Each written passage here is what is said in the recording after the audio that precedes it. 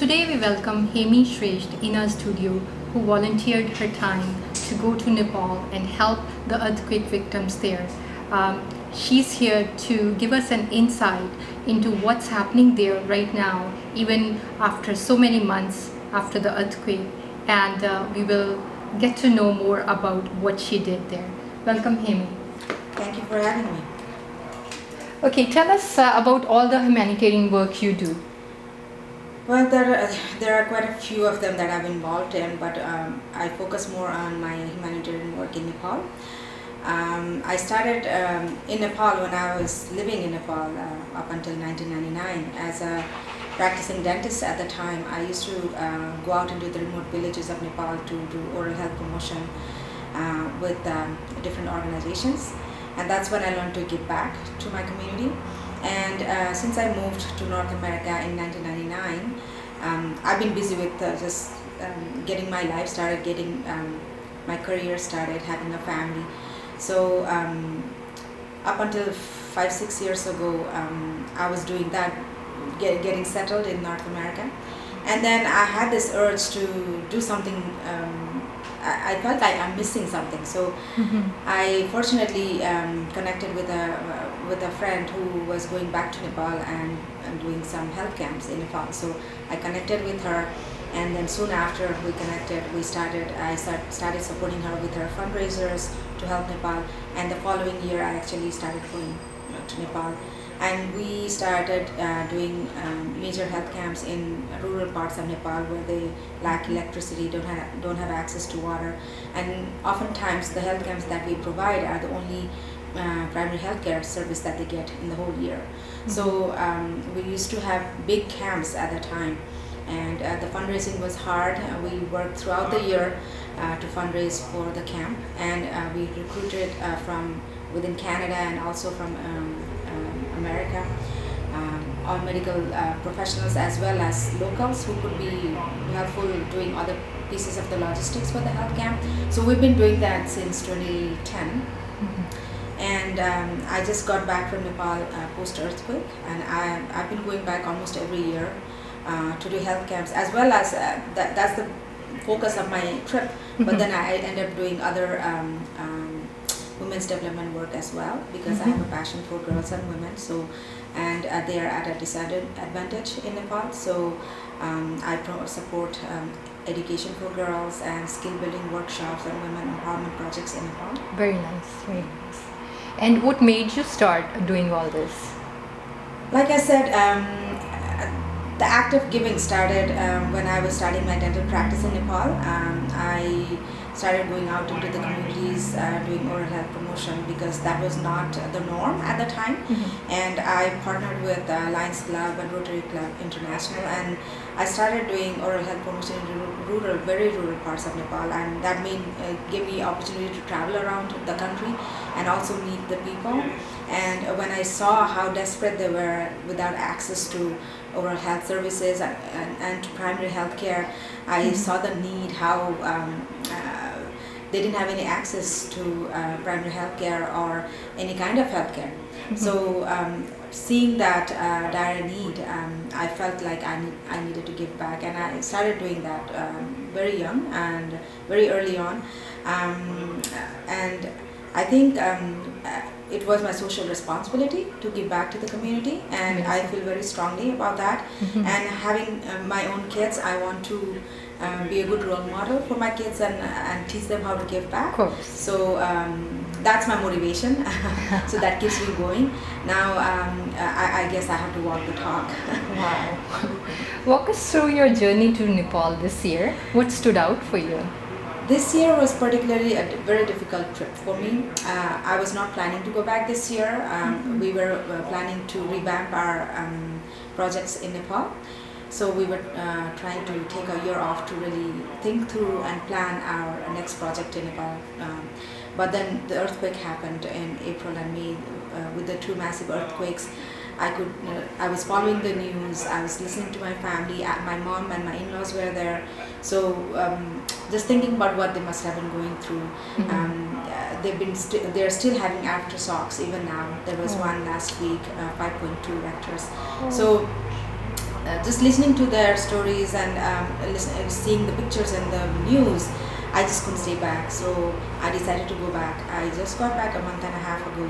This trip was particularly hard for me because since I got back last year, it was still fresh in my memory what the city looked like, what the country looked like, and just I got there actually middle of the night, and the very next day I started going out meeting people, and I took a drive through with my cousin on a motorbike, and it was devastating to see the condition. It felt like it was a war zone. There was debris and dust everywhere, rubbles, the monuments, the architecture, the buildings, the palaces, the historic buildings that I've grown seeing were not there. Some of them were all extremely damaged, and others were partially damaged, and they're historical buildings, like 400 to 600 years old. So sad to hear all this, and plus when you don't see the work going on to rebuild all those monuments and historic places. And I think what was particularly hard for me was it was 5 months after the earthquake that I went to Nepal, and to see people still living in tents. It was heartbreaking for me, and as I met everyone, my family, my friends, they would share their stories of what impact the earthquake had on them, and I was having that vicarious pain.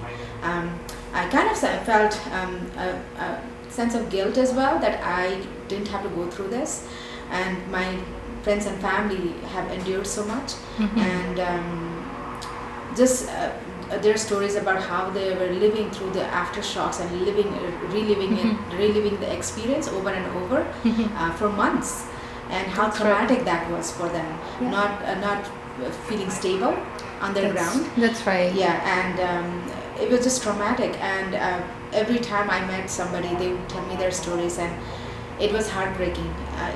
There wasn't a day that I didn't have tears in my eyes, just looking at what an impact it had on the people as well as the place.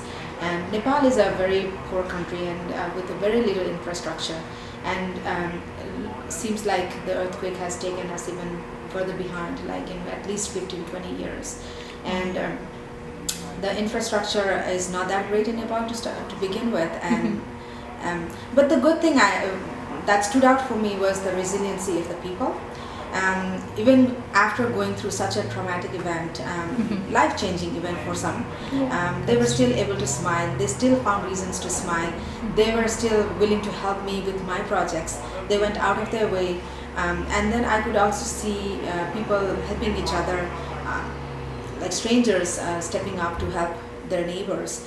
And especially Kathmandu is a very polluted, very densely populated city where people from all over Nepal actually come and work in Kathmandu, because everything is centralized. So a lot of people lost their homes in their villages back home and could not go back, or and the living conditions that they were living in Kathmandu was not that great, and some of the houses that they were living in was damaged, and people were still living in damaged homes because the other alternative is to go and live in a tent. And I think it was particularly hard for me to see middle class people really struggling. A lot of the middle class people who own homes, but the homes are damaged and they don't have home insurance, so they don't have any supports or financial backup to rebuild. So they were living in substandard living, and it was heartbreaking to see that, and to see my own colleagues and friends and family struggling, and the businesses are not doing that well now, so people are not financially stable. So very uncertain times. So what were you able to do to support them? So my major focus this trip was to work on 3 different projects. One was to rebuild 2 schools. One of the school, every time I go back to Nepal to do health camps, we actually do the health camps in a school setting, and we engage the students as student volunteers, giving them that opportunity to learn some new skills. And the school that we used last year was completely damaged. So I've been raising funds here, and my family and friends have been raising funds. So I supported to build one of the buildings for the school. So I went to see that, and then I also ended up supporting another school for the blind. And there are 65 students in that school. They're boarding school, and their dorm living quarters were damaged, so they are right now living in temporary tents, and their kitchen was also damaged, so we are trying to help them rebuild that. That was one part of my project, and the other one was to help promotion in schools. We were not only doing health promotion but also teaching the kids how to cope, and also learning from them what is their coping strategy.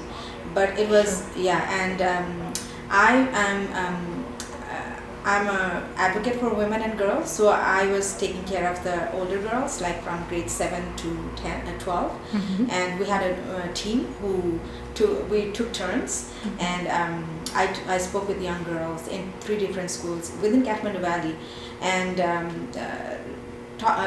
really learned what their coping skills are, how intelligent they are, how knowledgeable they are, and they were giggling and laughing and enjoying and very engaged with the topics that we covered, from basic hand washing to healthy eating to healthy relationships. What does that look like for them? So it was quite a learning experience for me. Not like I think my whole motivation of going back and contributing is not to help people but to help myself. They end up helping me because it keeps me grounded. Every time I go back, it keeps me very grounded, and I realize how privileged I am to have a life, the kind of life that I have, and it just makes me feel like giving more. So I think I in Canada I have a beautiful life here. I have a very supportive environment at work. I do that for a living, but I think I do this for the sake of giving, and it enriches my soul. It's so rewarding that I can't even describe it. Yeah. And when you say one of my projects, so it must be a collaborative work, obviously. Yes. So what different organizations are involved in it? Yeah, I work with an organization called Medical Mercy Canada. I've been working with them for the past 5 years, organizing the health camps. They're based out of Calgary, and they're a charitable organization. They're involved with supporting Nepal, Burma, Czechoslovakia, Ukraine. So they work in different parts of the world, but I'm focusing my efforts for Nepal. And I also work with, I have a very supportive community here, and I lead a Nepali women's group. So we've done a lot of fundraising over the years to support girls and women in Nepal. We celebrate International Women's Day every year, and we do fundraising to support education or healthcare or workshops for girls and women in Nepal. So this year, after the earthquake, we did quite a lot of fundraisers. So we actually, when I was in Nepal, we supported building of a school, and we actually funded the washrooms for girls, because in Nepal the girls in the villages do not have the privileges that the girls in the cities do, and they may not be privileged enough to go to school, and sometimes they miss school during their monthly periods. So we just wanted to create a supportive environment for them, and some schools don't even have female washrooms, so girls don't feel comfortable or safe to go to school sometimes. So I wanted to provide that environment for them, so we contributed to establish a female washroom with proper waste disposal, water and sanitation. So one of the projects that we are supporting is the Women's Development Project, and it's supporting a women's group from a particular ethnic community who are at a disadvantage. They are they are the Dalits, very low caste women who don't have a lot of opportunities, and they don't have privilege to go to school. So I've been wanting to work with this particular ethnic community for a long time. So I had this opportunity when I went back to Nepal this time. So I met with the women, and This is a group of women of 24 of them from age 14 to about 60, and they're learning to work as a team, learning to work together, and we're learning to support each other. And the one big thing is that they're learning to read and write. Some of these women have gone to school maybe until grade 5, and some have never been to school. So I met this 23-year-old young lady who's never been to school, and she's learning to read and write. And she was able to write her name. It took her a while, but she did write her name. So, and they've had this adult literacy class only for 2 months. So that just blew me away, that women are so eager to learn. And they realize that without education, they cannot move ahead in life. And they want to be educated. So one of the things I did was support their adult literacy courses for the next 2 batch. They have 3 months course. So I supported them with the next 2 cohort. And then they also wanted to establish some businesses, a local business. So this particular village does not have a convenience store, or they don't have a tailor. So they have to walk 2 hours to get to the nearest town to even access a small convenience store. And they don't have any motorable road going to the village. They literally have to walk to get to the nearest place, and they have to walk across the river, and river floods during monsoon season, so they have no access to another village or another town. So how do they survive 5 months a year? How do they survive without the So essential items? they farm their own. They live on what they farm in the fields. And I went to meet with them, and I could see like they had barely one pair of clothes for the whole year. And the children, they didn't have any flip-flops or shoes. There was a small primary school up to grade 5. They had one teacher from kindergarten to grade 5. And they had about 60 kids in that school, and one teacher from kindergarten to grade 5. And they were complaining that they cannot retain a teacher in the school.